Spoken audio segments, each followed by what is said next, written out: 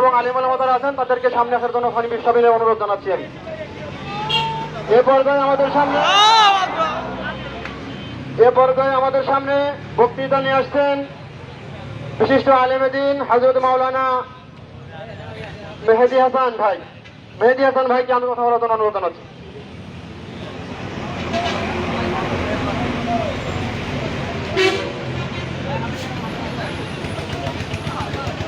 আলহামদুলিল্লাহ নাহমাদুহু নুসাল্লি আলা রাসূলিল কারীম নাস্তাফা আম্মা বাদ কামা ক্বালা নবী সাল্লাল্লাহু আলাইহি সাল্লাতু ওয়াস সালাম লা ইউমিনু আহাদুকুম হাত্তা আকুনা হাব্বা ইলাইহি মিন ওয়ালাদিহি ওয়া ওয়ালিদিহি ওয়ান নাসি আজমাইন।